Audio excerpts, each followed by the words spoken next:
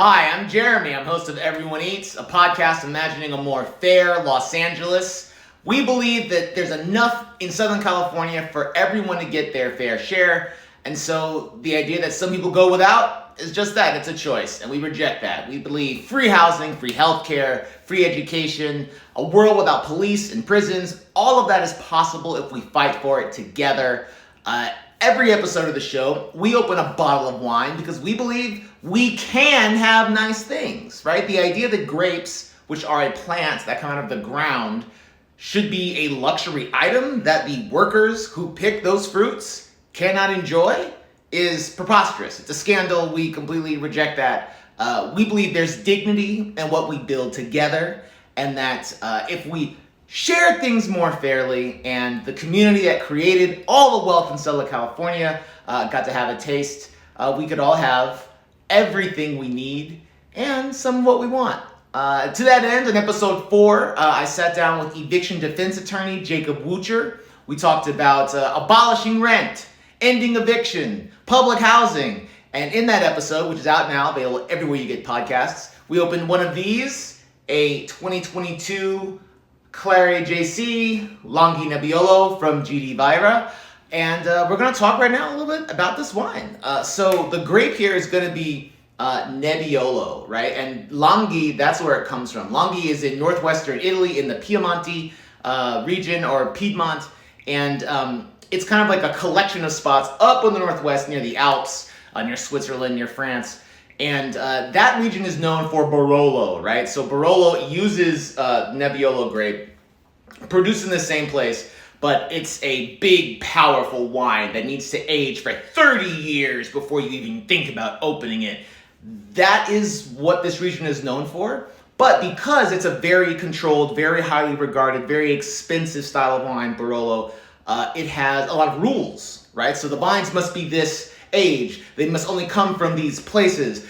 They cannot be this young. It must be produced in this style. It must be held and aged this long before you can sell it. Blah, blah, blah, blah, blah, blah. Very tightly controlled. So what do the producers do in that region who have these grapes that they know are dope, but maybe they're not old enough to make Barolo with? Or, man, like I really need to get these grapes off these vines in the next 5-6 years.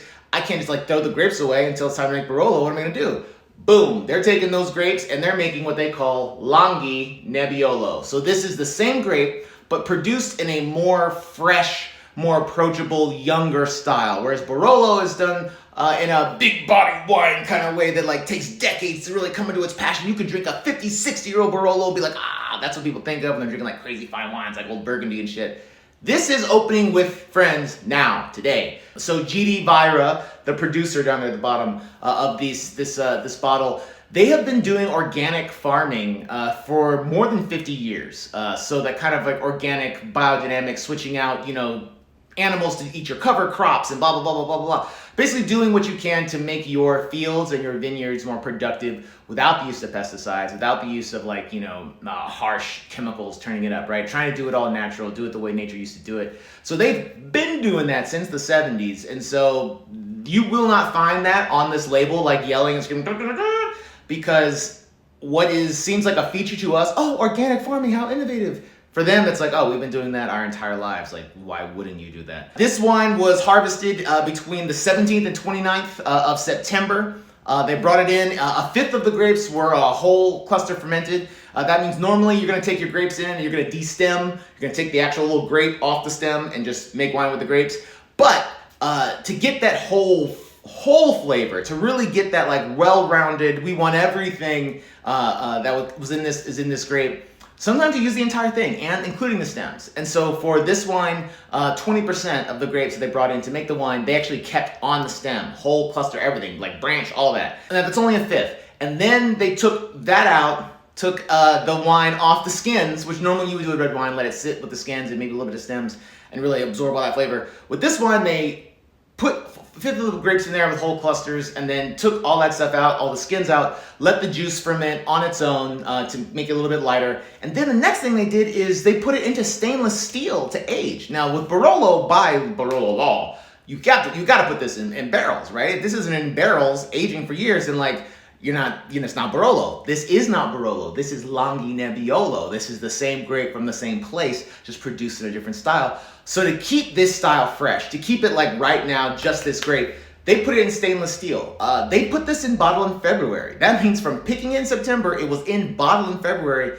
That's very, very, very quick for a wine from this region. And that tells you right now that like, okay, wow, if they're putting it in bottles so fast, that means that like, basically when I open this, what I'm getting is this grape, right? Like I'm not getting like the time that normally goes into a fine aged bottle of wine. I'm not getting the oak or from the barrel or the vat or whatever kind of wood has been used to like hold and age this wine. I'm not getting any of those other factors that are used to take fresh young wine, add all these extra characteristics to it that then develop over time. That is not happening here. You are opening this bottle potentially, which has been sealed and bottled 4 months, 3, 4 or 5 months after harvest. Wild.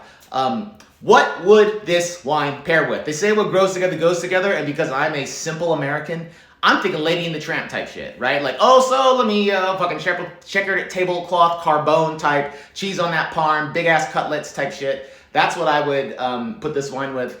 But because this is a fresher, lighter Italian wine from the Piemonte region, from Langhe, you're not limited just to dinner, right? You're not limited just to like a big saucy meal, right? This wine's gonna cut through because this is a lighter, fresher version of this grape. So this grape's gonna show you a lot of that kind of like dried cherry flavor, right? It's gonna give you a lot of juice notes, but then also like a little bit of that herbalness, right? So I said it was, about a fifth of it was whole cluster. So you get those stems in there and a lot of other stuff that gives you like the fuller profile of that grape plant. So you're gonna get a little bit more than just the cherry, more than just the fruit flavors, more than just that juicy, bright, fresh young wine. You're gonna get a little flash, a little hint of like what this wine has been and could be, right? If it's laid up and like allowed to like really power up. And that's a little bit of that like thyme, that kind of like roasting spice. I would say that this is the wine that you could have with dinner. You could have with friends before dinner. You could have this just hanging out. Hey, it's happy hour. We're just kicking it. Let's open a bottle and just enjoy something together.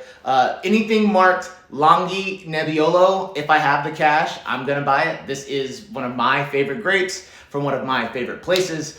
So we really enjoy the heck out of this. Can't go wrong. I always try and make sure I have a little bit of Langhe Nebbiolo in the house. It's brighter, fresher, ready to go. Maybe when I level up, and I'm some like 80-year-old doctor or some shit, like I'll be drinking big body Barolo, you know what I mean? But for now, I'm out here in Langhe Nebbiolo land. Our next episode of Everyone Eats is all about debt, medical debt, student debt, rent debt. Do we have to pay it back? Why does it even exist? How does a debt strike work? My guest is Dr. Rochelle Brooks. That's episode 5 of Everyone Eats, which will be out very soon.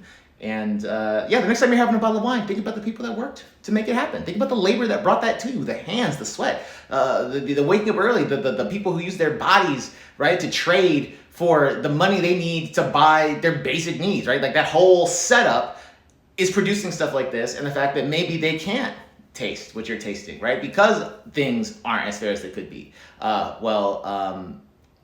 Think about that the next time you're opening a bottle of wine, and listen to Everyone Eats wherever you get your podcasts, and I'll see you next time.